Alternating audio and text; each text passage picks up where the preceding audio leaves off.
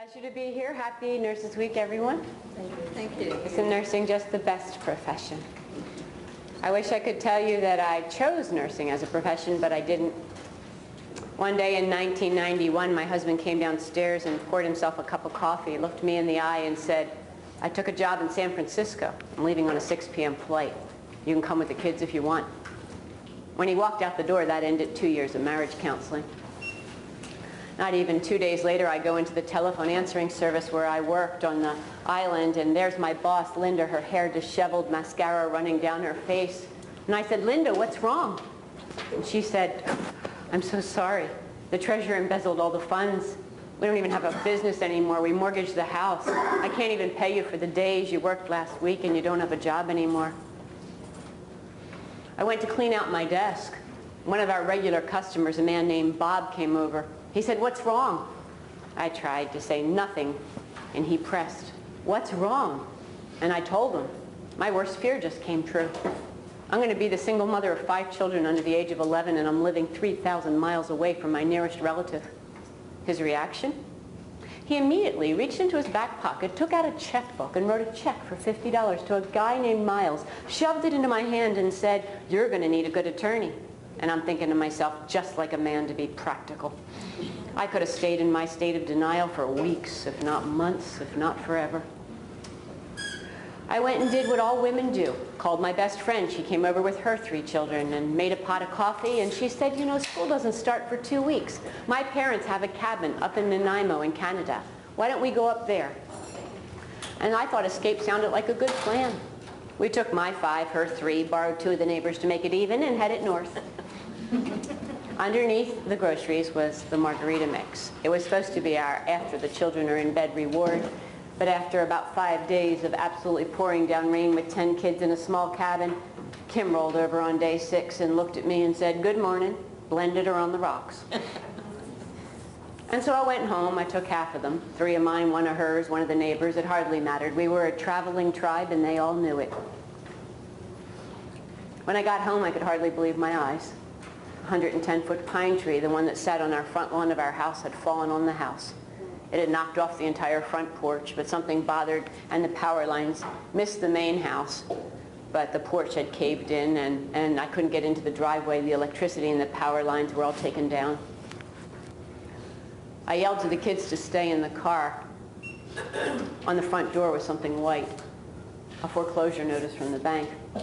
We rented the house from my mother-in-law, and to this day, I never did ask why or what happened. All I knew was that in less than 2 weeks, I lost my relationship, my job, and my house. I just can still remember standing in the middle of the street looking to the left and the right for the locusts. I'm sure they were going to come any minute. Couldn't imagine what else could happen. Eventually, a few weeks later, I went down to the lawyer's office. It was a dark, very dank building in Seattle. As I knocked on the door, he bellowed, "Come in," and I took one look at the office and I realized, uh-oh. Cigar smoke hung from the ceiling, overflowing cigar ashtrays and briefs on every table and every chair and every surface. And I thought to myself, great, my lawyer's Columbo. "Sit down," he bellowed as I came in the room. There were no niceties. I sat down as he cleared off the papers for a chair, then I sat down. He reached under the desk, took a worn leather Bible out, put it on the corner of the desk and said, "I'll tell you what. How are you going to take care of those 5 kids Bob says you have?" "I don't know." "Do you like nursing?" "Nursing? I was a candy striper when I was 12. "I'll tell you what," he said. "If you put your hand on this Bible and swear to me that you'll become a nurse, I'll do your whole divorce for nothing." And I knew a deal and a solid one. Never thought about it again, never gave it a second thought, forgot that entire story until 8 years later. Forgot it. I was so fixated on getting into school, I keep my promises. But there was a 3-year waiting list in Seattle. I didn't have 3 years. I called my aunt, who was a professor of nursing in North Carolina, and she said, "You already have a 4-year degree, so why don't you just go to this 2-year program in the middle of nowhere? I'm sure you can get into it. People can't even drive to it." So I threw all the kids in the car, and we camped across America without any camping equipment. We had 1 sleeping bag and a pack of matches. And when we got to North Carolina, we bought a small trailer, 500 square feet. That's where we lived for the 3 years while I went to nursing school. Drove almost 100 miles a day. because I went straight from school to work, where I worked 30 hours a week at the University of Greensboro and then another 20 miles home. Almost fell apart a couple weeks before graduation. Almost didn't make it. Sobbed through the entire graduation ceremony. Tears, just tears of relief that the hardest thing I'd ever done was finally over. Used up the tissues of everybody on the stage. I went to work in a small community hospital in North Carolina where I had done my student preceptorship. Some of the nurses were wonderful. An older nurse named Ruth, who was a tobacco farmer's wife, took me under her wing and taught me everything. I could ask that woman a question every single day, and I did for 3 years. No question was ever stupid. And then there were other nurses who had a mild case of PMS or personality disorder. All I knew is what they said with their mouth never matched what they said with their eyes. In fact, I still can remember getting dressed up for the interview and walking to work in my best suit that I had. And Jonna, the charge nurse, looked at me and went, "You look nice." I didn't even know how to respond to this. Maybe it's a Southern thing, I thought. I don't know. I just ignored them. A couple years later, there was an opportunity for me to go back to the Pacific Northwest, and I missed the land and the water. I flew out there and received a per diem position in a, quote, real hospital. 350 beds. Maalox became my new breakfast drink. You never knew where you were going to end up as a float. But I found out within 2 days that I should get there earlier and earlier and earlier. And if I got there between 6:30 and 20 minutes to 7, that I had my choice of what units to go to. This was really important because there were some units I never wanted to go back to again. And it wasn't because of the patients. It was because the nurses would dump on me. They'd give me every patient who had just been given a bottle of Go Lightly, was in 4-point leather restraints or both. Then there were other units that were really nice. One in particular was fantastic. It was neuro. The nurses were just the most professional, kind, accountable people I had ever met in my life. Every decision of every day depended on only one thing: what is best for the patient? I worked there for 3 years. Had no health benefits, worked 40 hours a week as a per diem nurse. After a couple of years, things began to happen that really revealed who people were. Here's an example. I was working and it was a Thursday, and Judy came in and she picked up the assignment sheet. She looked through the papers and said, "Well, Kathleen, it looks like it's your turn to float today, and you've been here all week with these patients. Look, you stay with the patients, you know. I'll float for you." Happened all the time. Even in the middle of a shift, if I developed a special relationship or a bond while I was covering for another nurse while they went to lunch, I would ask them when they returned from lunch, "Can I have 32? And the only response I ever got was, "Sure, which one of yours would you like me to take?" No one even asked me why. Because the level of trust was so high, they knew I would never interrupt another nurse's assignment unless I had a darn good reason. And they trusted that reason. I could have stayed there forever. But my food budget and my food bill was growing much faster than my paycheck was. These kids were getting into their teenage years. I looked around the hospital. There was a position posted, supervisor of orthopedics. Oh, I'd floated to that floor. Those nurses had strong personalities. I waited till one of the head ringleaders came over and floated to our floor. She had no formal power, but a lot of informal power. I said, "Would you mind if I applied for that position as supervisor?" She looked at me and said, "Honey, it's been posted for 1.5 years. If one of us wanted it, we would have taken it by now. Go right ahead." And to this day, she said, "You had my permission to take the job." And then she said, "So you need my permission to leave it." So I took the position, but suddenly, within about 3 months, there was a massive reorganization. You see, one manager was managing 550 employees. There was supposed to be a supervisor who applied for each area, but for 2 of the areas, no supervisors ever applied. Suddenly, I'm first in line for manager of orthopedics in a brand new spine unit with only 5 years of nursing experience under my belt. Once again, there's no competition. Nobody else has even applied for the job. I couldn't resist. The increase in salary was so great, there's no way that I couldn't take it. But I was terrified because I knew I didn't know how to manage or lead. I was a mother with 5 kids and a new nurse still in my own eyes. I took the job, but I called my aunt and said, what am I supposed to do? My director called me into her office, looked me in the eye and said, these people work under your license. Everything they do, if they make a mistake, it's your responsibility, and don't ever forget that. How am I supposed to monitor all the things that happen 24 hours a day? I'm not even there. And she looked at me and she said, you know what? You take care of the staff. They'll take care of the patients. All you need to do is care for the staff. I thought that was a little simplistic when I first heard it. Didn't trust those words. But something happened about 3 or 4 months later that really framed everything. Reframed, I should say. Every single morning I come on to 9th and the 10th floor, I round. I don't go to my office. I round through both units. I'm rounding on the 9th floor and there's a crash cart next to 64. Patient found with an O2 sat of 52% that morning by the day shift nurse. They've already been taken to the ICU. Anoxic changes in the brain that are so severe, the patient can't talk in a sentence, even on a full rebreather mask. So the doctor ordered an MRI. He's not sure if she'll return to baseline. I grabbed the PCA, I brought it down to my office, I opened it up to find a manager's worst nightmare. It's programmed for morphine and there's a syringe of Dilaudid in there. The patient received 30 milligrams of Dilaudid.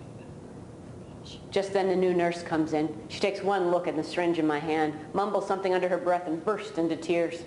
It's about 45 minutes of counseling, of reviewing everything that happened. I found out that she opened the door every single hour to that patient's room. And you know what happened every time she did? The husband said, go away. My wife's tired. She's been worried about the surgery for months. She hasn't gotten any sleep. We'll call you if we need you. And that's what she did. Finally, I got to ask the question I wanted. What did you mean when you came into my office and you mumbled something under your breath? Sounded like I shouldn't have let them get to me? Her eyes immediately went down to the floor. I was about 7 minutes late for the shift last night. When I came around the main nursing station, there were a group of nurses talking. As soon as I became visible, all the conversation stopped. I went into the ladies' room. You can hear from there, you know. Edna said, she'll never make a good nurse, will she? And somebody else whose voice I didn't recognize said, she just doesn't have what it takes, does she? I let those words destroy me. This is all my fault, she said. This is my fault. I said, no, it's not your fault. Those nurses should have never said that. You're a good nurse. There's not a book in the world that can capture the expertise of any nurse who's been in the field for 20 years. You're not supposed to know that in school. You learn that while you're on the floor, through experience. You can't know the whole alphabet from A to Z as soon as you hit the floor. You've been here for a year. You're doing a good job. You know A, that's enough. It didn't matter what I said. She transferred off my unit to the very first position available anywhere in the hospital. And thank goodness it was neuro. That's when I realized my patients will never be safe until the nurses are safe. I started listening. I heard things the nurses said to each other, especially at change of shift. I hate to follow her. She left the IV bag dry again. Did you hear who made another medication error? Where'd they hire her from? She's never going to make it. She comes over for the bone marrow unit. God, she's been in an orientation for 2 weeks and she still doesn't know what she's doing, etc., etc. I drew a line in the sand. I had crucial conversation workshops, taught people how to talk to each other, explained to them that we had to take care of our emotions and our environment. Just like Florence Nightingale took care of the environment, we had to take care of the psychological and social environment. That until the nurses were safe, it's not possible for the patients to be, because human beings can't think straight when they're upset. In the Harvard Business Review last year, there was a study, had nothing to do with healthcare. It was a study about rude behavior in the workplace, and do you know what it found? Quote, simply witnessing rude behavior in the workplace significantly impairs your ability to perform cognitive tasks. Significantly impairs. You know, I don't know about you, but I remember in great detail my last mistake. And I come from Seattle, where a nurse took her own life on April 4th of last year after drawing up the wrong amount of calcium carbonate. And a baby died. So we have to keep the environment good. I worked hard and received an award, top 10% in patient, employee, and physician satisfaction at a big managers meeting. That's when the other managers really pushed me away, isolated. No one ever saved me a chair next to a meeting. You know when you walk into a room and somebody says, here, sit here? I never heard that. Nobody ever shared a meal with me or a coffee or talked to me if they didn't absolutely have to. And I couldn't understand why. But I had 5 kids at home and a tough job, so I just ignored them. And 2 more years went by. Now I'd been a manager for 5 years and my health was suffering. I was coming in every Saturday, working 70 hours a week. I was the educator, the scheduler. I was everything. I went to my boss like I had done 20 times before and said, look, I really need some more help. And she said, sorry, again. But this time, my response was different. I said, okay, then here's my resignation. I'm giving you notice. And she said, oh, no, don't go there. I mean, we'll find a .5 position somewhere. I was thrilled because I actually loved my job, really liked my job. I was going back up to my office and the elevator doors opened. A manager walked in and said, how are you? And I said, fine, actually I'm great. Pat gave me a .5 position and it looks like I'm going to be able to stay. I thought I was going to have to quit this morning. And immediately she turned around and stormed out of the elevator. And I'm thinking, weird. 20 minutes later, the phone rings in my office and it's the VP of nursing. Come down to my office immediately. What? Why? I want to know why you're running around the hospital telling everybody you have a .5 position and they don't. What? I go down to her office and she tells me that I'm not to tell anybody. And I said, but it's logical. I'm the only manager who has 2 floors. It doesn't matter. Don't tell anyone. And so I go back up to my office. The elevator doors open on the 9th floor and there's another manager, yet another one standing there. Emails don't travel this fast in our organization. She's got her finger out. She's looking at me and she says, listen here, Missy. Now that you got that .5 position you've been yapping about, you better just keep your big mouth shut. I thought to myself, where am I? I can still remember going into my office, shutting the door and leaning up against it, thinking, this place is strange. Just then the phone rings. It's Timothy's counselor at school. He wants to discuss his .6 GPA, so as you know, I was distracted. I went on to other things. Who knows that a GPA could go that low? 2 weeks later, I get a phone call. And the phone call is from the people who published my master's thesis on physician-nurse relationships. And they said, will you write a book on nurse-to-nurse hostility? And I said, what is it? What's that? And they told me. And I said, what do you want me to write a book on this for? We've done focus groups across the country. Nurses want to know the answer to the question, why do nurses eat their young and these days each other? And I said, I don't think so. Sounds negative. Well, you're giving me a 3-month deadline. I'd have to quit my job to write it? Definitely no. And they said, promise us you'll just think about it. Okay, fine. Went to my master's program. I was required to get a master's degree in order to keep my position. Thought that was going to send me off the edge of the cliff. Turned to one of my students and shared with them I'd been asked to write the book, and she said, guess what? The lead researcher in the entire world, Dr. Jerry Farrell, is coming to Oregon. The psychiatric nurses are having a conference, and they've invited him. He's been studying bullying behaviors for 20 years. Why don't you go down to that conference, and maybe you can, help make your mind up. Sounded like a good idea. It's only a 2-hour drive. I was curious. Drove down to Oregon. As soon as I entered the conference, there was a series of 4 or 5 poster presentations. The first one said, what is nurse-to-nurse hostility? In fact, it's the flyer that I gave you. I looked and I start reading the poster, but then I catch a look on the lady's face standing next to her poster. Tell me your story, I said. Immediately her eyes went down to the floor.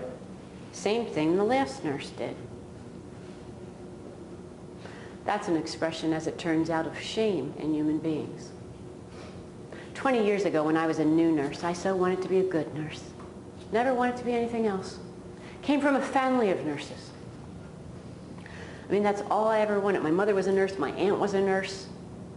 Couldn't wait for that first week when I was on the floor actually graduating, practicing, taking patients. Things were busy on the unit. The charge nurse, called me over. There were a lot of discharges. She sent me on an errand. Mara, come quick, she said.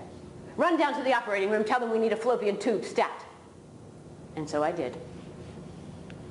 I was the brunt of that hospital's jokes for months. Even 3 months later, when I came back from the cafeteria, people would put their hand up over their face to hide the smirk. You think I can't see your hand? I listened to a day and a half of research. Can't tell you any of it. I never forgot that nurse's story. And at the end of the conference, by the time it ended, I thought, maybe there's something more to this. I put up a piece of paper just like this. And I said to the conference coordinators, do you mind if I ask if any other nurses have a story? And about 30 nurses signed their names and their phone numbers, and I called each and every one of them. And by the time I listened to the third story, I quit my job. How is it possible in a profession that's based on caring that nurses could ever experience uncaring behaviors with their peers? It didn't make sense. One nurse said, I work on a pretty good unit. We only have one toxic nurse. Let me tell you, that nurse is like gangrene, and the manager won't cut her off so we can all live. Another nurse said, the hostility on our unit is thinly veiled. What does that mean, thinly veiled? I'll just tell you about yesterday, she said. I walked into the cardiac cath lab and I said to, I'm pretty new there, I said to the charge nurse, nice day, isn't it? And she looked at me and said, what's that supposed to mean? She didn't speak to me at all, not at all, until it was time to go to meal break. She comes to me and says, I'm going on my meal break. I said, tell me about your patients. And she said, they're fine, you don't need to know. I said, I beg to differ with you. We work in a cardiac cath lab. At the very least, I need to know who has a sheath and who does not. And begrudgingly, she told me. When she came back from her meal break, I reported to her that all of her patients were fine, but that 42's IV was loose and I had resecured it.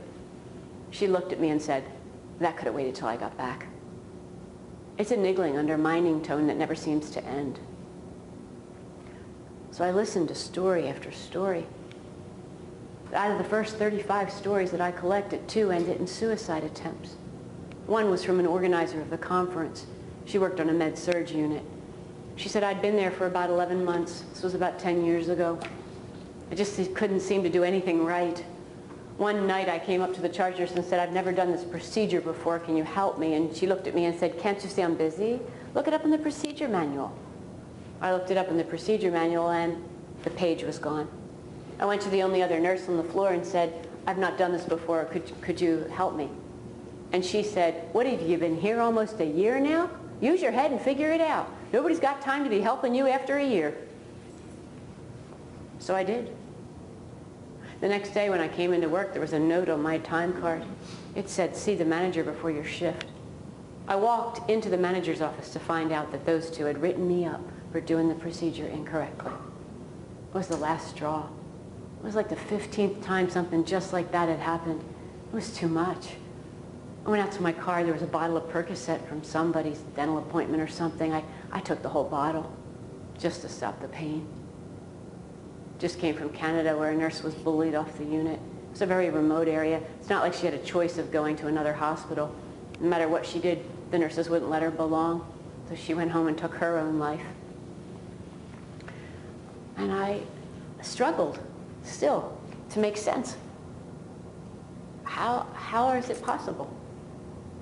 The first thing I found out was that nobody sees it. I didn't even see it. Nobody sees it because it's a part of our culture. What is culture?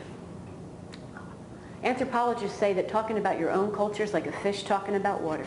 It's the last thing you see because it's all around you. My definition of culture is 3 things. Everybody knows it, nobody talks about it, and it's not written down anywhere. For example, I come from Seattle, and when I moved there, there were 2 roads, and whenever 2 roads merged into one road, the cars were always backed up on this road for a mile and a half even. So I thought to myself, well, I'm just going to go up to the merge point. And it's as if these people have sent a text message to each other, and they said, whatever you do, don't let that woman in. And you wait there for so long that the next time you go that way, you get in line behind the rest of them. Culture. Everybody knows it. Nobody talks about it, and it's not written down anywhere. It's more powerful than anything in any institution, especially knowledge. Dr. Kathleen Simpson did a study. She took L&D nurses who were trained and certified. They were certified in their specialty. She taught them best practice for Pitocin delivery. She tested them to make sure they knew the information, and then she threw a trick question in at the end. Doctor walks in to the room. He asked you to turn the Pitocin up to the wrong amount. Will you do it? 78% of the nurses said yes. Half of those said, oh, but I'd watch the patient more carefully after I did it. What? I'm working with a group of ICU nurses trying to explain culture when suddenly I get an idea. See this white piece of paper? Imagine this white piece of paper is the nursing profession. If that's the nursing profession and I draw a line on the bottom, what's that line represent? One of the nurses said, rehab. Oh, really? What's this? Hospice, medical, surgical, tele, L&D, ER, OR. What's at the top? Now they're deathly quiet. Nobody will answer me. You are, you know it. I don't care if you're the best ICU nurse in the whole world. You're of absolutely no use to me. If I'm looking at a 3-year recovery from a multi-injury accident, if I've had a massive stroke and I've got to learn to focus on where my tongue is so I can swallow and talk again, I got to think about my left foot going above my right and one step is a huge accomplishment. I want the best rehab nurse in the world. And when I'm on med-surg, I want the best med-surg nurse, the one who has the most broad scope of knowledge base. Where did that come from? Where did it come from? And how come you could all answer me at the exact same time? Here's another example of culture. You go to a meeting. Your boss breaks out something new. New policy, new procedure, new thing that you're doing on your unit, and you don't agree. So you say so. You say, I don't think that's going to work. Everybody looks at you like you're not a team player. How do you know that? Right. You're not a team player. So that's what I found out. I found out that the reason that this is such a problem is because it's insidious, because nobody sees it. And you can't fight something that you can't see. Researchers did a study. They wanted to find out how worried are people who live downstream from a dam that the dam is going to break and destroy their homes. And what they found out was right here at the 2-mile mark is people were most worried that the dam would break. And just as you'd expect, the further and further you got down the river, the less and less worried people were about the dam breaking. However, researchers were shocked because when they studied from the 2-mile mark to the dam, the closer and closer you got to the dam, the less and less worried people were about the dam breaking. In fact, when they asked people whose homes were directly under the dam, are you worried about the dam breaking? An expression passed over their face. Dam? What dam? Oh, that dam. And what they found out was something about human beings. When you live in physical danger, you can't allow yourself to perceive the danger that you're in or you couldn't function, so you put it out of your realm of awareness.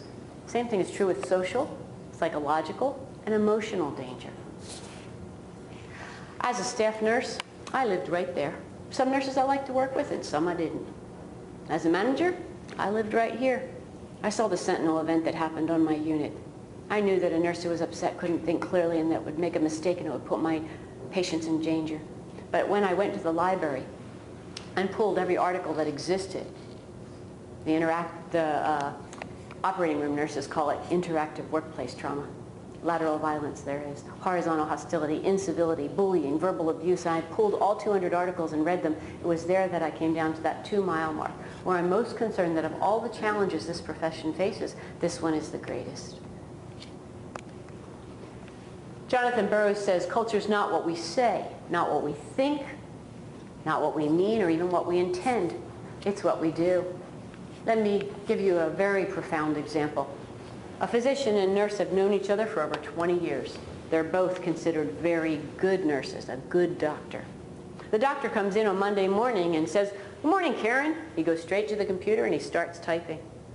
And Karen says, "Good morning, Sean."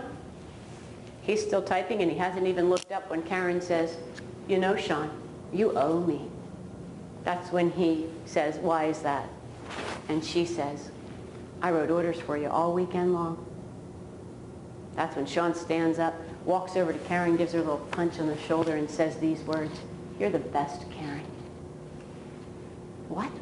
What just happened there? You just put your nursing license online?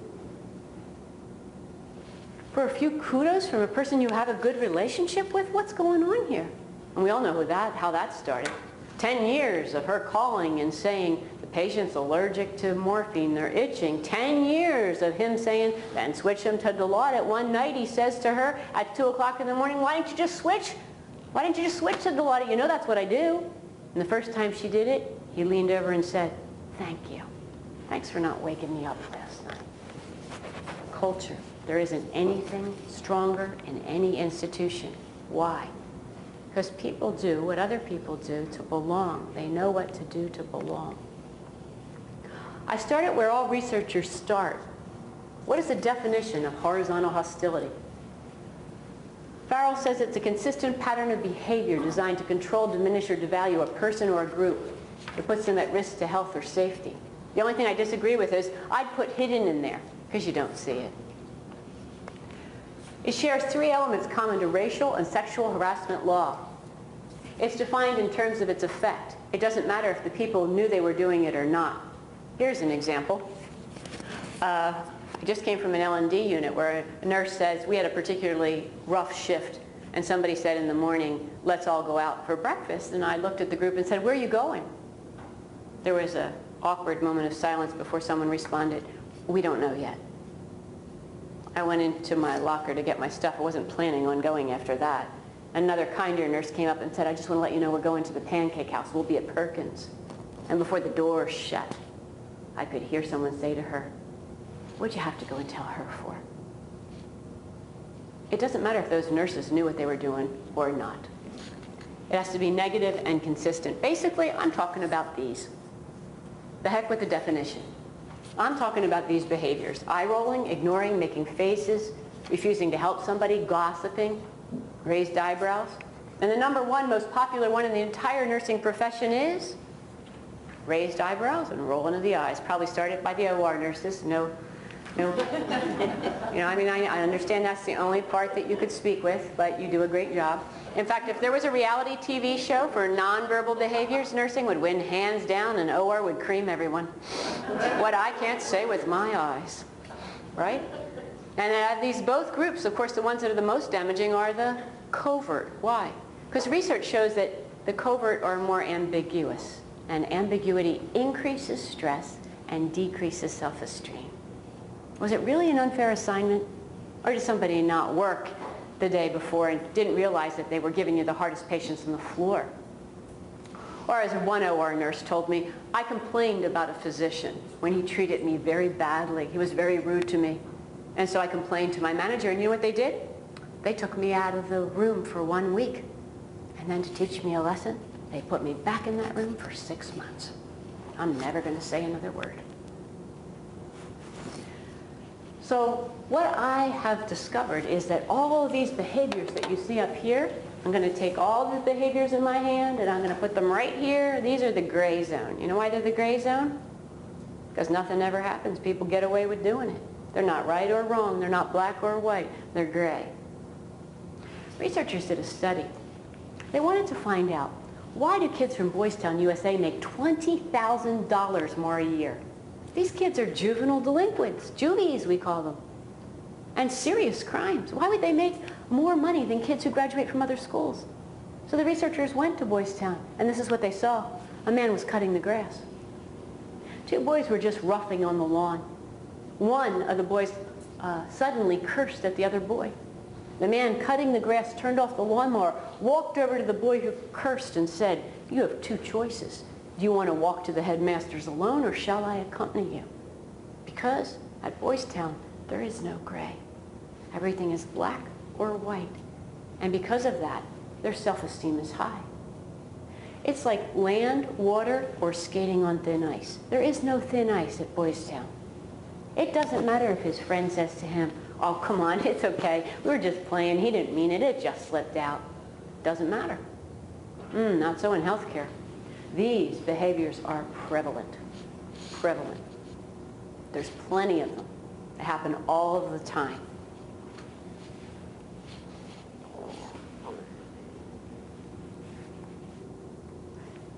I was in a department store in Ohio. It was 8 o'clock at night, 8:30 actually, and I had just stopped by to get an umbrella, and I opened the door. All I heard was a 6-year-old wailing. Not crying, wailing. Her voice was going up and down like this. Oh. And I thought to myself, I could transport this kid to the Wailing Wall of Jerusalem and she'd fit in just fine. 9 o'clock, they announced the store's closed. There's nobody else in it but the three of us.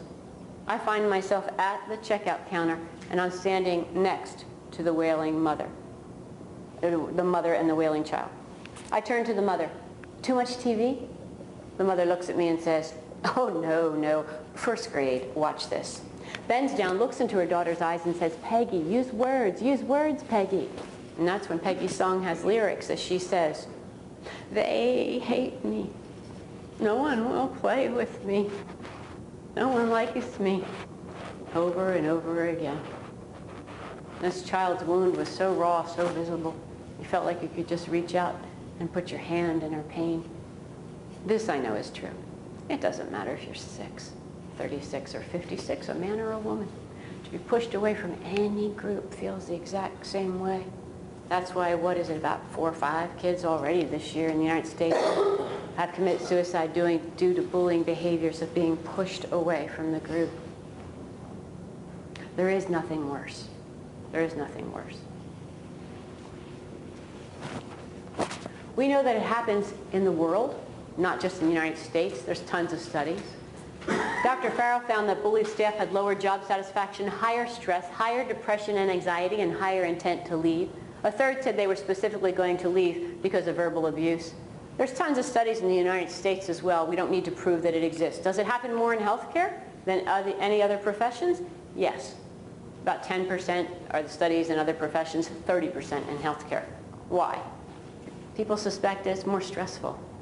Does it happen in certain areas in healthcare more than others? Yes. The operating room, the emergency room, the ICU, high stress areas. After that, it would probably be psych and L&D. What does verbal abuse from physicians have to do with nurse-to-nurse relationships? It's called submissive-aggressive syndrome. When they study primates, anthropologists find out that the primate who loses a fight and turns around and walks away will always swat another primate that was minding his own business. So when the physician takes away our power, how do people take away our power or make us feel small, belittle us, make us feel insignificant? By not knowing my name. If I worked there 6 months or 6 years. By when I ask them a question, they turn to me and they look at me with that face that says, yes, as if my very act of speaking is an interruption that they wish it would hurry up and get over with. Come to the floor and look at the chart and see the patient, have no need to talk to me. The nurse has been with that patient for the last 12 hours. Check and see if there's any complications or anything. It's almost like I'm invisible. And we have a tendency to go and overpower somebody else. Why? Because we're humans, because we're primates. Dr. Farrell found out that of all the types of aggression nurses experience, peer-to-peer hostility is the worst. Why? To use the military metaphor, we're in the trench, and I'm fighting to get the baby delivered, the burn patient stable, the blood pressure up or down, the pain controlled, and all of a sudden somebody attacks me from the ditch. And the feeling is one of betrayal. I thought we were on the same page. He found out that the impact was profound in 4 areas: psychological, physical, emotional, and social. Nurses who report the highest degree of conflict also have the highest degree of burnout. So if you've got conflict, then you're going to burn out faster. Decreased job satisfaction, morale, increased intent to leave. 3 out of 4 people who had been bullied in the last study show classic symptoms and met the criteria for PTSD. Of all these 4, the greatest one is physical. Why? Because your body's not designed to be vigilant or to experience small stressors constantly 24/7 every single solitary day. Think of your work environment right now. Is there somebody who you think might not like you or doesn't like you? They don't. Why? Because 93% of communication is nonverbal. And if you think that, you're probably picking up on it. And likewise, if there's somebody you don't like working with, don't think they're good, they know that. Doesn't matter if you've never said a word, because we are much more transparent.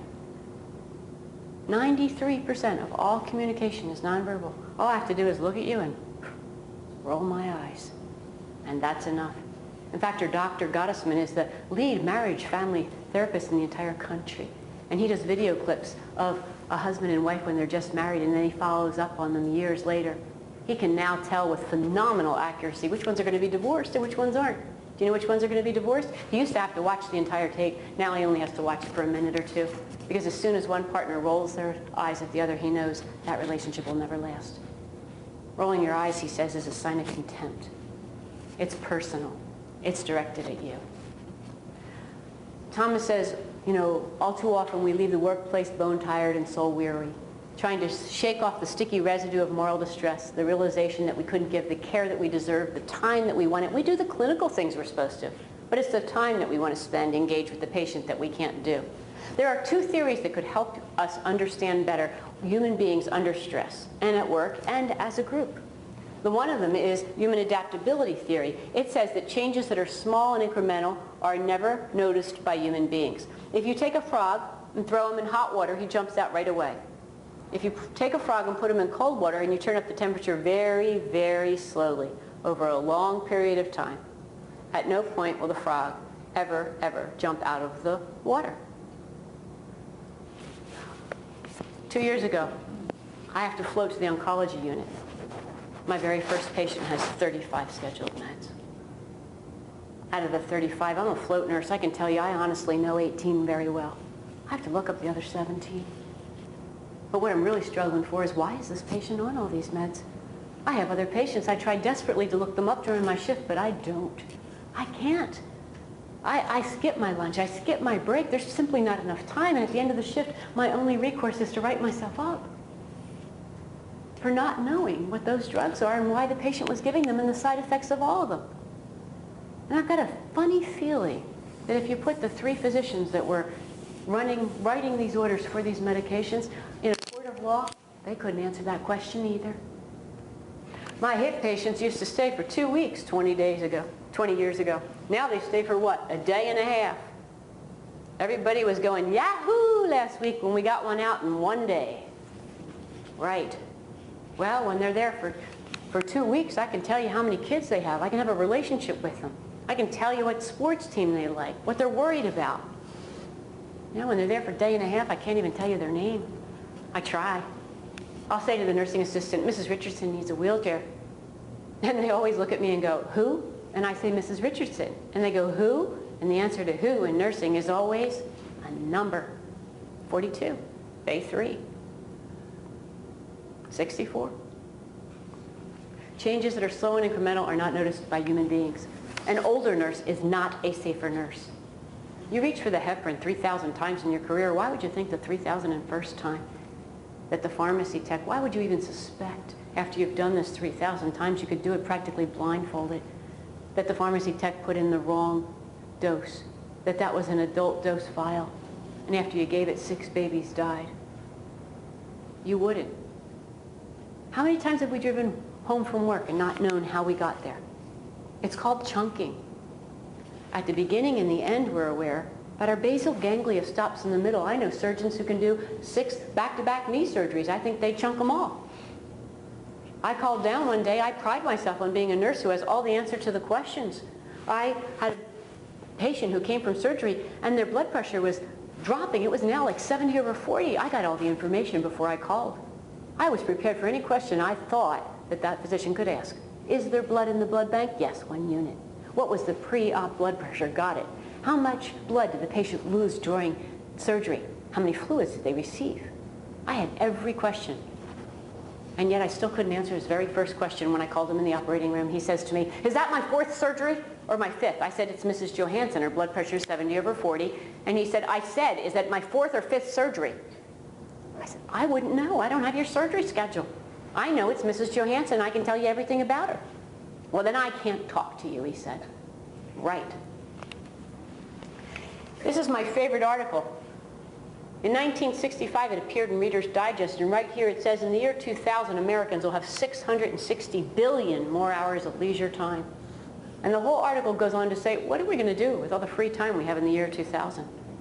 We're going to have to build schools of recreation to teach people how to have fun. We're going to have 10 times as many golf courses. What the heck happened? What happened? In 1965, one man worked 40 hours a week to maintain a standard of living for 4 people. That now it takes 2 people working 50 to 60 hours a week to maintain, well, I can't say the same standard of living because it's not. We have a different standard of living now, and we don't even realize we've been led to it. Every kid doesn't have to have their own room. Every person doesn't have to have a car, etc., etc. It goes on, and we don't even understand that people study us like they study rats. There's a reason why all the fruit and vegetables is on the right side of a store. It's because they've run videotapes, and people who walk into the store, 99% of them always turn right first. Well, why would you put the fruit and vegetables on the front of the store? Because that doesn't even make any sense. That's the fragile stuff in your cart. You want to pick that stuff up last so that it's on the top and not crushed. But research shows that if you put the fruits and vegetables at the front of the store, the customers are more likely to buy junk food. They're more likely to go for the Doritos and the chips. Why? Because they already have the fresh fruit. And they feel like, oh, okay, well, now I've got that stuff. So they study us and convince us to buy things that we don't need, never did need, and now can't live without. And then we work harder than ever. A second theory is really important. It's called oppression theory. A man wanted to know what happens in groups of human beings when some have more power than others. Because this here is about power. In fact, in all food chains, in the hospital food chain, who's at the lowest part of the food chain? Usually it's maintenance or housekeeping. Then you go up to dietary, material management, nursing assistants, nurses. What makes a doctor feel like he's superior to a nurse? I don't care if you're the best surgeon in the entire world. You're of no use to me if I put that patient, into a MRSA-infected room. I don't care if you're the best nurse in the world. If material management runs out of the doctor writes for a DVT protocol and you run out of the SCDs, and the patient develops a clot and dies, as one of our patients did within 13 minutes of arriving on the floor. We need each other, but where did that come from? So I'm interested in power. What happens when some groups of people have more power than the other? Paulo Freire studied all of the colonies that the Europeans had colonized in the southern hemisphere. And what he found out was that the dominant group, even though there were fewer of them, exerted so much power downward that the oppressed group couldn't direct its power upward. So they started attacking each other. But it wasn't conscious. It was unconscious. And the second thing is that they forgot what they valued, and they started valuing what the dominant group valued instead. They started judging themselves on the values of the dominant group. Let me give you an example. The dominant group were all white people. The oppressed groups were black. The black people loved their dark skin. In fact, the deeper the shade, the more beautiful they were. Suddenly these white people come in and take over, and after a few years, who's the most beautiful now? Those with the fairest skin. Let's change it to healthcare. Who has the power in healthcare? Who says what you can have, what you can't have?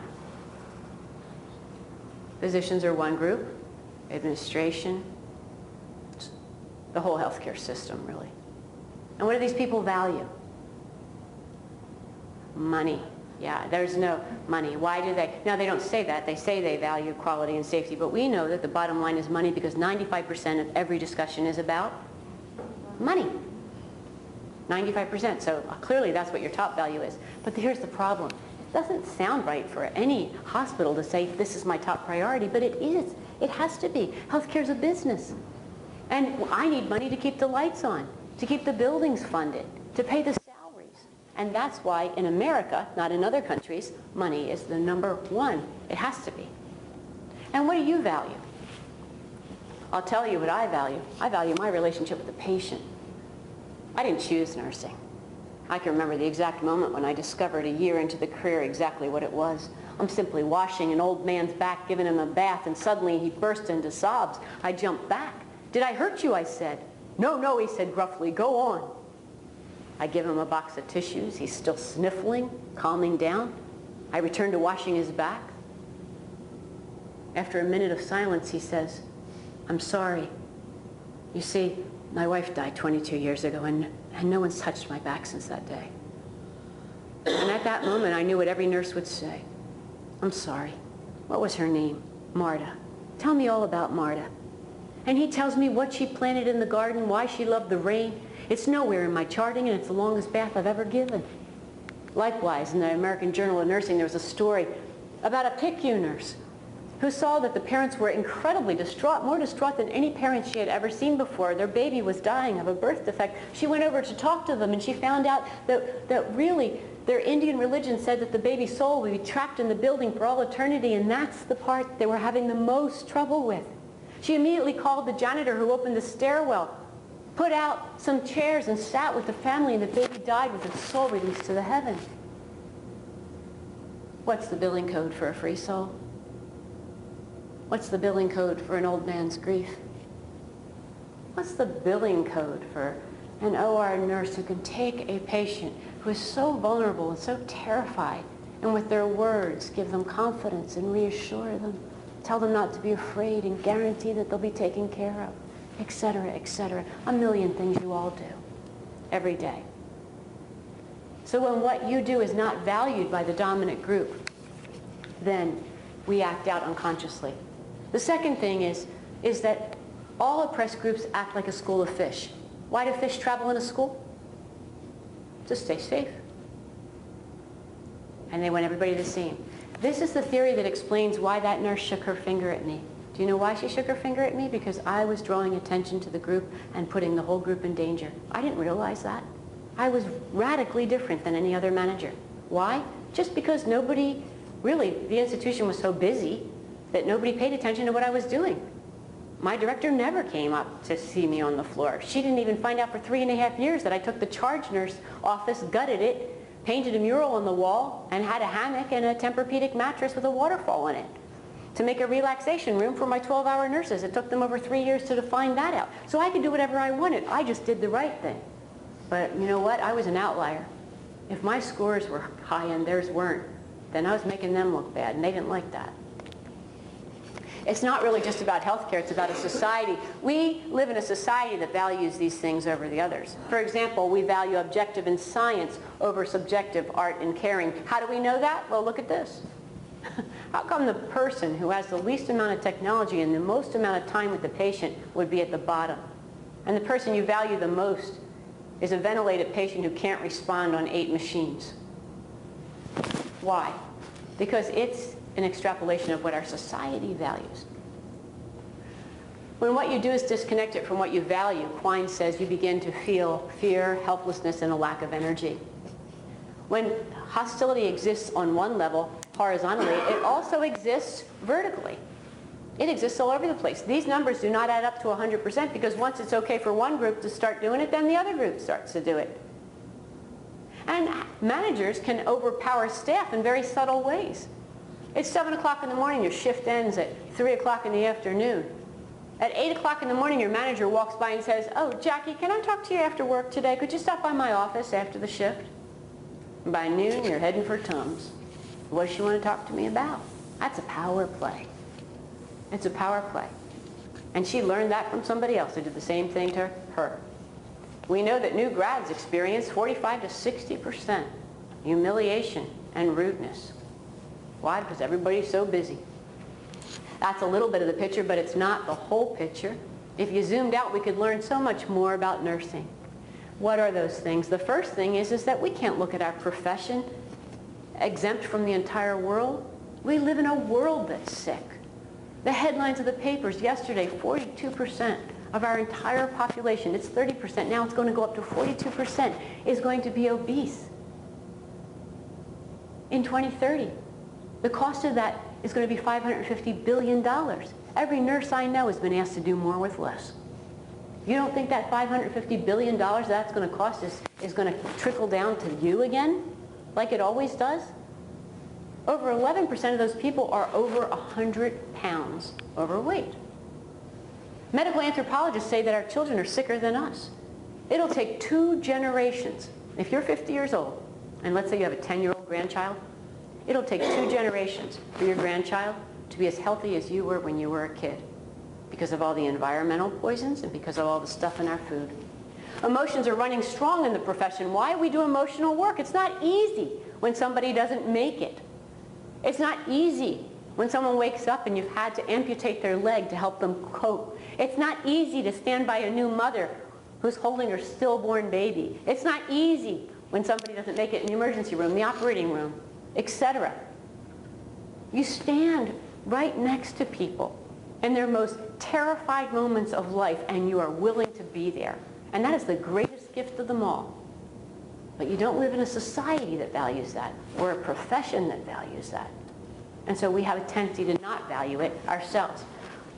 One nurse said, I was in an emergency room, I'm an emergency room nurse, and one day I was sweeping my kitchen and the handle of the broom hit a plate that was on the wall. As soon as the plate fell to the ground and crashed, I fell to the floor and I sobbed. I couldn't stop sobbing. My husband came in and said, what are you doing, Ethel? You know, that we both know that plate cost 50 cents and I bought it at a flea market. It took me 15, 20 minutes to calm down before I figured out what was going on. You see, I only have one child. He's a 14-year-old boy. 34 days ago, we lost a 13-year-old in our emergency room. I just didn't have a chance. When feelings are bottled up, we resonate with other human beings. It's not a weakness. It's our greatest strength. There's intrinsic factors that increase and extrinsic factors as well. Intrinsic, the fact that, I'm not going to go through all of these, but the strongest one is probably the third one, intermittent reinforcement. Somebody who exhibits these behaviors doesn't do it every day. They don't do it every day. They only do it once in a while. So we tell ourselves, oh, they must be having a bad day, etc. How do we make the gray zone grow? You know, one of the things that I think is your biology is going to dictate your profession, and in the future they will see that. I believe that nurses have more mirror neurons than any other human beings because that's our ability to be empathetic, our capacity, right? But we make this gray zone grow. Our strength is also our weakness. We say things when people do those behaviors like, he's a good surgeon. She's a good nurse. Bless her heart, she's got stuff going on at home. I worked a double last night. Did you hear about her?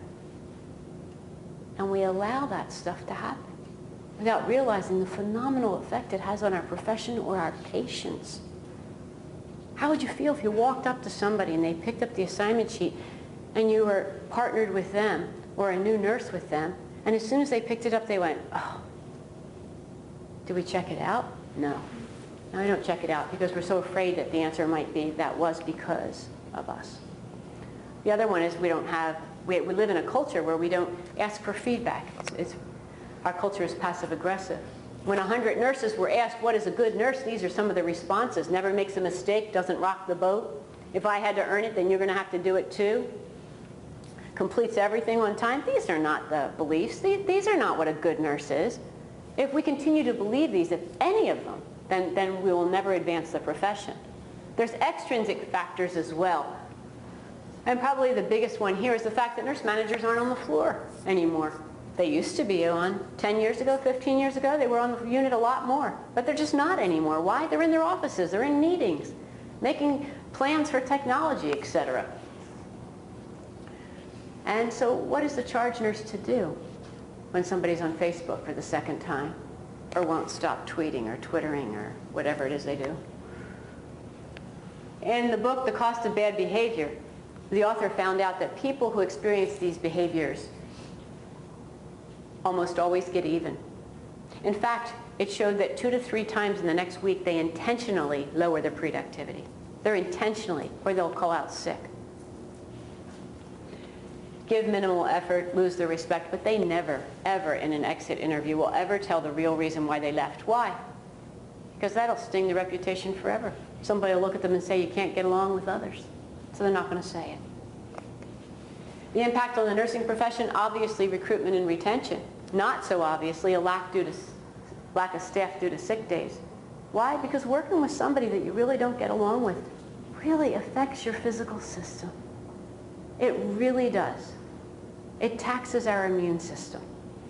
Creates a toxic work environment. If you only knew one thing, and that is nursing is still arguing about 2 and 4 years and what the entry-level requirement is, you'd know that hostility isn't a problem with staff nurses. Heck no. In fact, Dr. Jerry Farrell found out that it's worse in the managers than it is in staff because managers are separated by departments and there's even less trust. It happens at every level of the profession. I was so thrilled I was going to be on a radio show in San Francisco to 1 million people talking about nursing. I turned to the lady next to me and said, guess what I get to do? And I told her. And she looked at me. And this woman is in charge of recruitment and retention for an entire state. Recruitment and retention of nursing. And she turns to me and says, that shouldn't be you. That should be a California nurse. Why do you get to go? The higher you get up on the nursing food chain, the different it is. For example, if you're a chief nursing officer, it looks more like this. Oh, you didn't get that email? Goodness, I don't know how you were dropped off that list. You really should have been at that meeting. We made some important decisions. I'm sorry you weren't there. You didn't know about it? Much more subtle. But the greatest reason of all is patient safety. We all have one thing in this common regardless of where we work, and that's we're all human beings. And no human being can think straight when they're upset. So what do we do about it? Margaret Whitley says the future doesn't happen randomly. It happens from the beliefs and values we're practicing now. We want to change the future, then we have to take responsibility for what we're doing in the present. And what we're doing is all those overt and covert behaviors. Martin Luther King said, our lives begin to end the day we become silent about things that matter. What a profound statement. What matters? What matters is whatever you're worried about, whatever you go home and tell your husband or your girlfriend or your partner about. That's whatever bothers you is what matters. Now I'd like to do a small exercise with you that I've done with the other two groups, and we can compare your answers. Let me tell you about it first. It's very safe. At no point do you ever have to speak out loud. You don't turn to the person next to you or write anything down. The only place this exercise happens is in your own head. I ask you a question, you shake your head yes or no. I ask you another question, you pick a number. If at any time you don't want to do this, just raise your hand so I can count you out. No problem. You don't have to worry about it. All that's needed for this exercise is for you to be honest with yourself. It'll be a waste of your time and mind if you're not. If I could guarantee you in writing that the conversation would turn out exactly the way you had hoped, exactly the way you wanted, is there somebody that you work with that you'd go back to and have a conversation with in order to create a healthier work environment? If I could guarantee you in writing that the conversation would turn out exactly the way you wanted, I'd even willing to be standing there next to you, is there somebody you'd go talk to? Okay, is there anybody who does not have to talk to anybody? All right, so we all have something to say to somebody if we have this guarantee. Now I'm going to rip the guarantee up. No guarantee. Imagine the person sitting next to you right now, and you're going to turn to them and have that conversation anyway. All I want you to do is rate that conversation on a pain scale from 0 to 10. How painful is it going to be? Very first number that popped into your head, do not change it. If it's a 0, 1, 2, or 3, raise your hand. Nobody. If it's a 4 or 5, raise your hand. 3. If it's a 6 or 7, raise your hand. 4. 8, 9, 10, raise your hand. The entire room. I've already done this with 5,000 people. I've already done it with 2 groups here, and the answers are always the same. It is 80% of every group says it's an 8, 9, or 10. Isn't that interesting? So I'm not going to ask you what your conversation is. That's private, as promised. But I am going to ask for volunteers to share just why haven't you had that conversation yet? What has stopped you? What has stopped you from having that conversation? Why haven't you had it? Why haven't you had that conversation? Intimidation. Intimidation. So when you have the conversation, people will intimidate you. Good reason. Who else? Why haven't you had the conversation? Time for me. Time. I intend to do it, and yet I come in the morning, and from 8 o'clock to 5 o'clock I have meetings. All right, time. And so I don't make that a priority when I should. Time. Very good one. Anything else?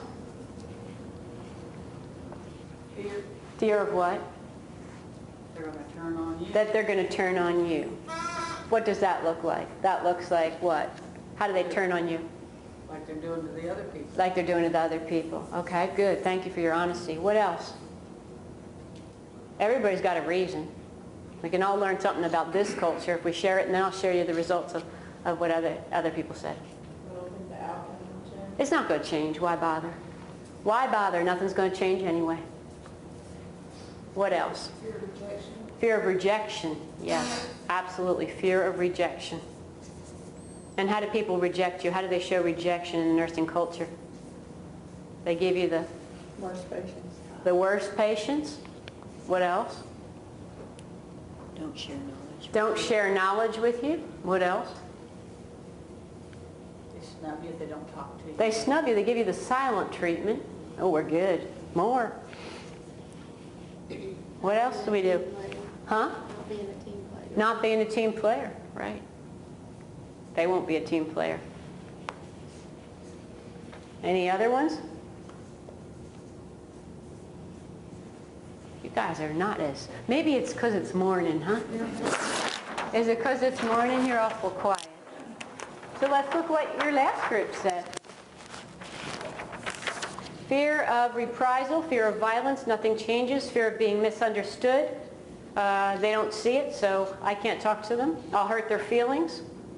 I'll be belittled, rejection, or it's uncomfortable. Now, I only have one question for you. You see all these things that we've written down here? Who's doing them to you?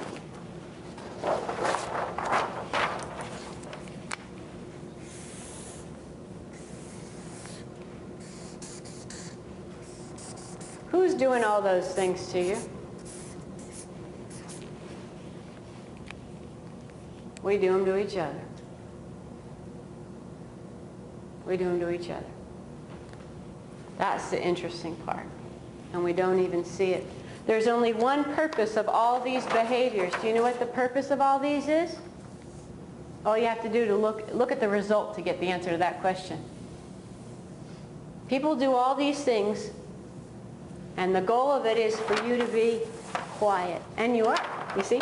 Because 100% of you would have a conversation if you had a guarantee. But you're going to travel in a school of fish, and everybody's going to do everything the same. The whole goal of all those behaviors is to keep you quiet. You know why these are there? It's not because you just imagined them. It's because this is what happened to you all. You see, one day, when you stepped out of the school of fish and you spoke your truth, you were dinner. Or as one nurse said, I got kicked off the island. I thought that was pretty clever. So the reason people do all these things is because to keep you from talking. And it works. So how do you change or advance a profession or a culture? Through language and behavior. What is the greatest gift you could give to nursing for Nurses Week? To go back and have your conversation.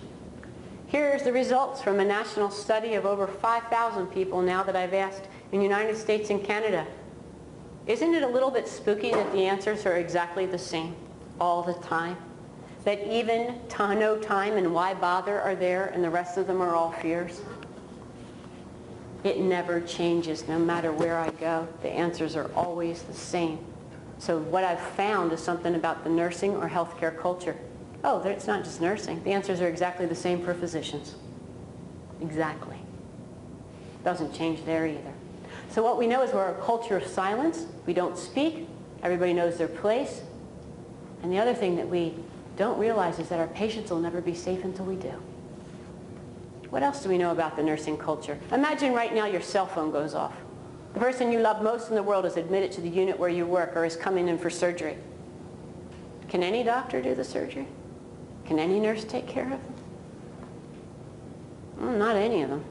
Almost. What do we know? We know that 95% of the people you work with are good people. Only 5 to 8% are disruptive.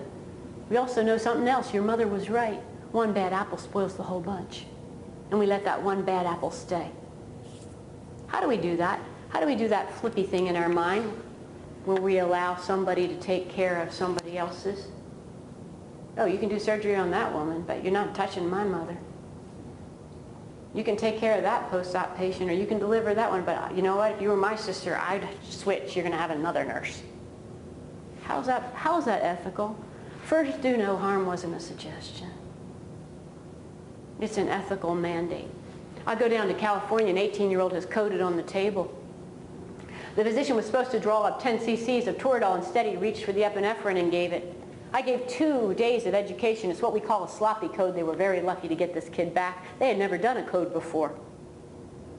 After I'm finished teaching, a nurse comes up to me and tells me the truth. The entire time the physician was reaching for, drawing up, and administering the epinephrine, he was on his cell phone talking to a stockbroker. I brought all 16 nurses back into the room and asked them to sit down and said, I only have one question for you now. If that was your brother on the table, if that was your son, would you have said something? Because if that isn't the standard by which we deliver care, then we've lost the integrity of this great profession. Period. You want to know why 22 people an hour die? Being in a hospital and medical errors is the 3rd leading cause of death in the United States. The 3rd leading cause of death. 11 of those people die of hospital-acquired infections. And yet we can't even get 100% on hand washing. You can go to any construction zone in the United States. I'll give you my house if you can find one person who doesn't have a hard hat on. They all do what they know need to do, but not the culture of safety. That hasn't changed quite so fast. As I said, it's 84 to 88% of physicians, if you want to Google the silence kills studies, that won't say something even to a coworker if they see them taking a shortcut or doing something that's not right. Dana Jack studied people who silence themselves. That is us. That is nursing. Passive-aggressive. We have something to say, but we're not going to say it. And what she found out is that these people value the relationship with each other more than anything else, even the patient. What do we value? We value our own primal and psychological safety. We want to stay in the school of fish. We want to stay with the school in order to stay safe more than anything else. We don't understand ourselves as the social animals we are. We think that we're so brilliant, we focus on all our clinical skills, which are wonderful, but certainly not all of it. I'm going to introduce you to a communication model. For example, the AACN standards for nursing say that a nurse must be as competent and capable in communication and confrontation skills as clinical skills, or you're not a good nurse. We have to learn. We're missing a skill set. We have to learn how to have these conversations. And you don't get courage from a PowerPoint. It takes a lot of courage to go and have these conversations. Why? Because that's the stuff that happened to you. That's what happened to you last time you had one, so you're not going to do it. Why make the situation worse? Everybody knows she's that way or he's that way, etc. And nothing changes. Always describe. Think of the conversation now that you need to have. Lead with the facts. I'll give you an example. I walk into the report room. I'm late for my shift. As soon as I open the door, I hear Margaret say, Kathleen's such a slacker. She's always dumping on the next shift. What? In the current culture, what you do is you find your best friend and say, can you believe what she said? That's not true, is it? And you find somebody else. Do you think that's true? Do you think I'm a slacker? No. And the last thing we do is say, Margaret, I need to talk to you. To create a new culture, you'd say, Margaret, can I speak to you for a minute in private? I opened the report room door. As soon as I did, I was late for the shift. I heard you say that I was a slacker and I dumped on the next shift. I was devastated when I heard you say that because there's no way I would ever leave work for another nurse to do. Pause for a minute. Why? Because I guarantee you that more than half the time, you don't have to go any further. If you do, you'd say, Margaret, I need you to tell me the things that you're finding so I can fix them. I was unaware. I really want to be a good nurse and a member of this team. My goal is that one day I open that door and hear you say, I'd love to follow Kathleen. Everything's in order, but I can't get there without your help. Is there some way you can give me that information? I'll make it easy for you. You can just put it on a sticky. Because I really want to be a great nurse and an important member of this team. Assertive communication. That's assertive communication. Another way to do it is to begin with these words that I've shown you, and you have all these PowerPoint slides. I'll give you one more example. How do I approach an experienced nurse when she makes it obvious in many ways that she's got no time, patience, or empathy for me? I'm a new nurse. Use the communication model. D, describe. Excuse me. I noticed today you felt bothered by my questions and I felt in the way. Explain the impact. I understand your workload is heavy, but when you ignore me, I feel unimportant and I get the message that you wish I wasn't here. State what you want. I need to find some way or time to connect with you. I really need to learn. If I can't connect, I can't learn. If I can't do that, I won't stay. Can we do that? That is assertive communication. And your voice is your power. They're synonyms. To increase your self-esteem, you increase your voice. Martha Griffin did something different. She gave her new nurses a list of these professional behaviors, and she said, these are the behaviors that define a professional. Professional people don't talk about somebody when they're not there. They stand up for somebody who isn't. And you know what I would add to this list? Professional people understand you don't have to like everybody that you work with. It's not a girls' club. It's not a fort. It's a team, and we're adults, and you have to respect everybody that you work with. And you're required to speak your truth for the patient and to make sure that nobody's upset or an outsider. And the people who you feel are incompetent don't work or learn the skill. Or you point out to them, look, I've noticed something, and it concerns me. Can we talk about it? Your words are powerful. What are the most powerful words you could ever say in a conversation? I know I need to talk to you, but I'm a bit nervous about how it's going to turn out. So will you promise me something before I even start? Will you stay in this conversation with me until we both feel okay? Will you stay in this conversation with me until we both feel okay? Not just one of us. So what Martha Griffin did is she realized that 93% of all communication was nonverbal, and she taught her students how to address the nonverbal. I see when you picked up the assignment sheet, you rolled your eyes. Does that mean you didn't want to work with me? You go at the end of the shift to your preceptor and say, how did I do today? And the preceptor says, oh, you did fine. Are you sure? Yeah, see you tomorrow. Then what do? And she role-played with them, and she scripted with them, and she said, I want you to go up to that nurse and say, excuse me, I know your words said that I did fine today, but your tone of voice tells me there's another problem. Can we go somewhere and talk about that right now? I'd rather hear it right from you. Did her students experience hostility? Oh yeah, but for all of them it ended. Her 2-year retention rate is over 90% with over 4 classes now. You know why? Because she gave them the tools to end it. Research shows that when nurses graduate from a bachelor's program, that their level of self-esteem is the same from any program, biology, mathematics, computer science. You know when their self-esteem falls? When they come to the hospital, when they come to work.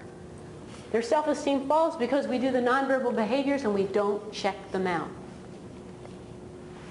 And here's some examples that you can take with you.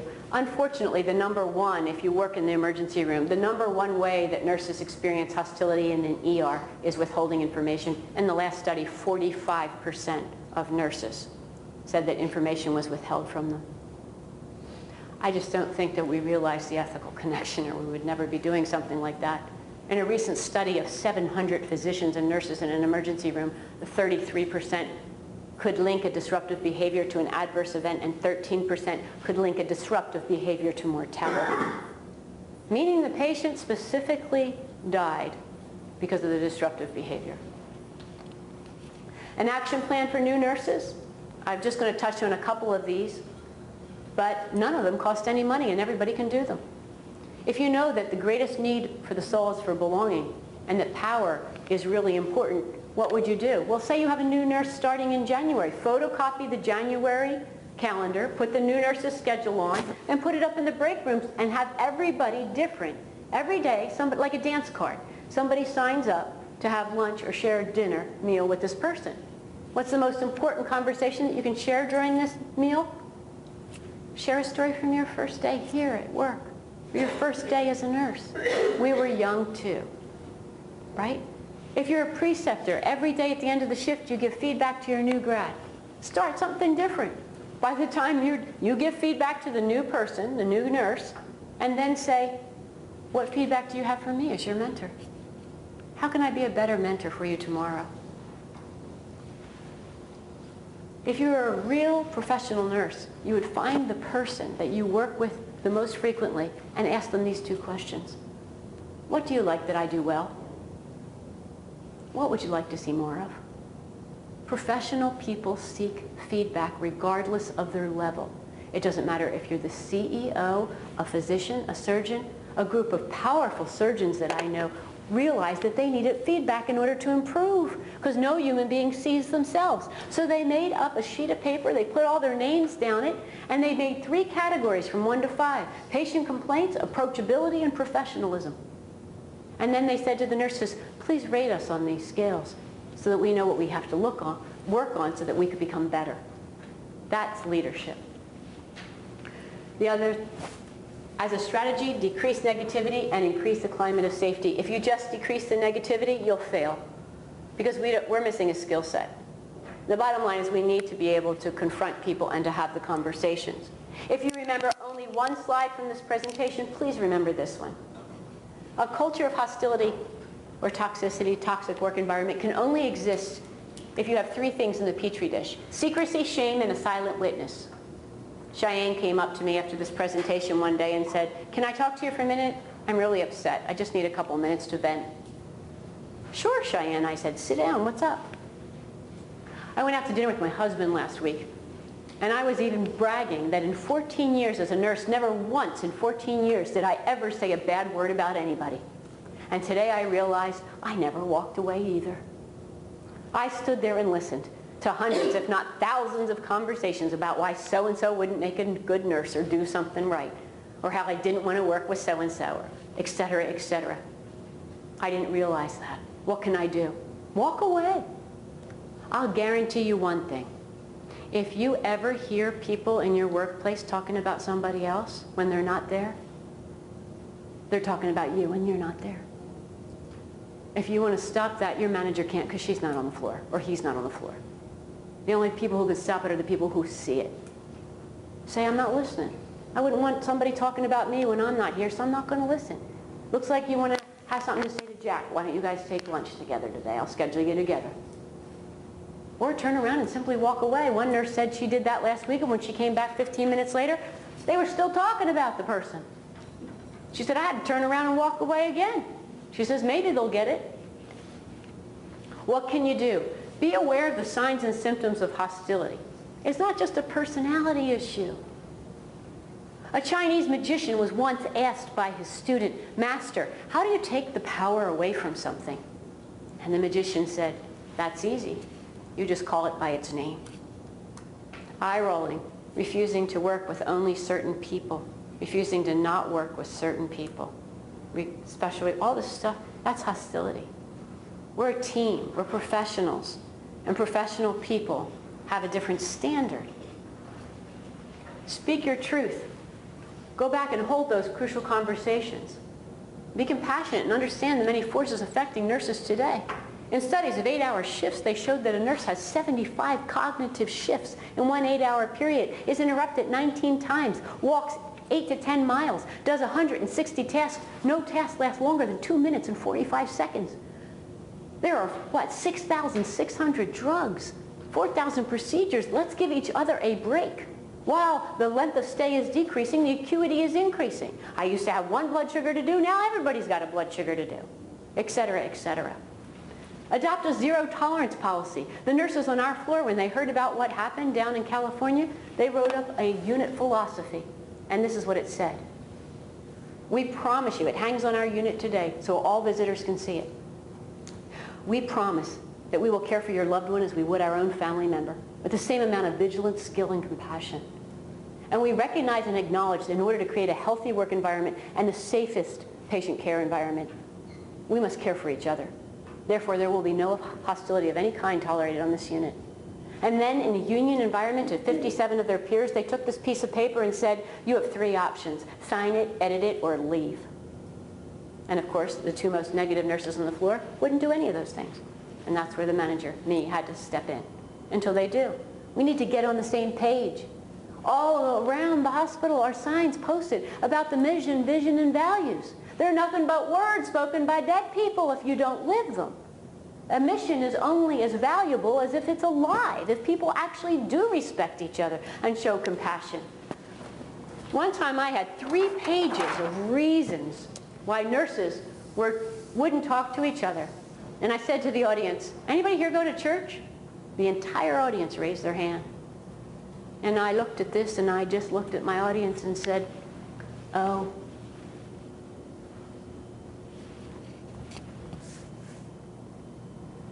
Is this what you believe? No, it's what we do, but we don't consciously do it, and that's the hard part. It's just about human beings when we get in a group. If we understood what our greatest needs are, if we understood that our focus is on the patient, and so this other stuff is out of our level of awareness. How can we bring it into our level of awareness? You are not told the truth. You are far more fragile as human beings, far more sensitive than anyone has ever told you, and the opposite is also true. Think of the person who you love to work with the most. You're like Demerol and Finnegan. It don't matter if there's a tornado. You can cover the entire floor yourselves because you say, I'm on the same wavelength. I'm on the same page. And Margaret Wheatley in her book on quantum physics and organization says, you literally are. You literally are. What would it look like if your whole unit was like that? You are much stronger than you've ever been told to. That when we come together and we're really on the same page, we form a different group. Look at your belief system. Never be a silent witness. Never stand by while somebody talks about somebody else. Good nurses make mistakes. Good nurses don't always finish their work. They speak the truth, they rock the boat, and they're team players, even though they say they don't agree with something. You know, the research shows that the more positive deviance you have, the more creativity and innovation you have. If nobody's disagreeing, then things aren't going to change. Take time to reflect on your practice and the incredible work that you do. Attain the skill set that's missing. Assertive communication. Basically, your own requirement is, I need to be able to say anything to anybody, regardless of the consequences. Good nurses can handle the environment. Florence was right. The environment is critical. It's critical to patient safety. If a nurse is upset, then she can't think straight. Not only do we have to protect the patient, but we have to protect each other. There's nobody. I mean, the feeling after you make a mistake is horrible, and it's just luck. And every nurse that I know that heard about the nurse in our state that took her own life had the same thing running through their mind. That could have been me. That could have been me. Could have been my mistake. So how can we ethically do it? Compliment each other. Put a little box at the bottom of your brain or your little piece of paper that you carry around every day. It's your compliment box, and your shift isn't over until you can say one nice thing about somebody. Believe it or not, physicians receive even less compliments than nurses do.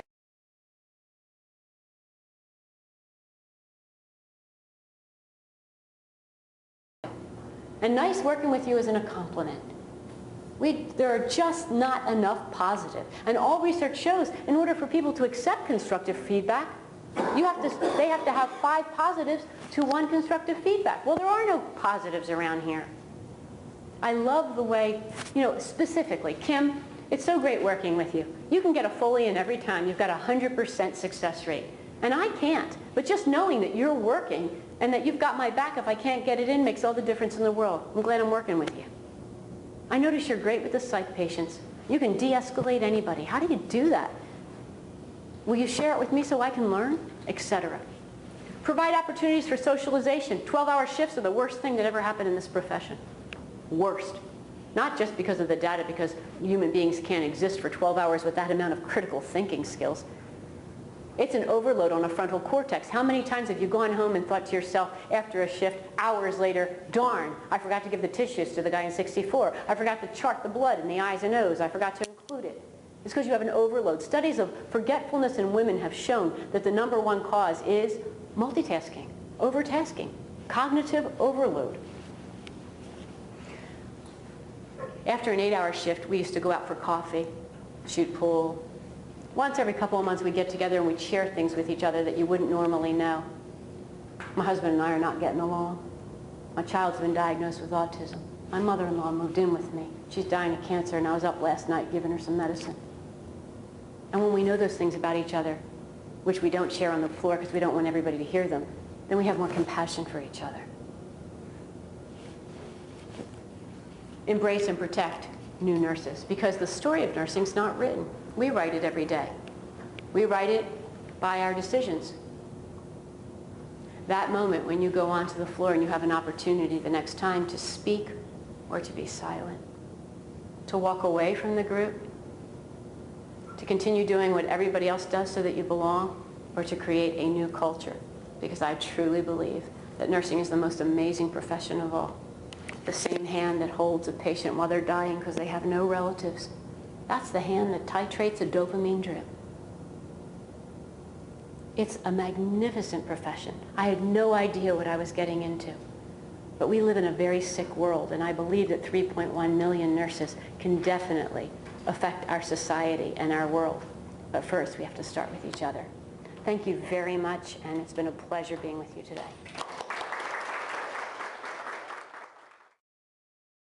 Thank you for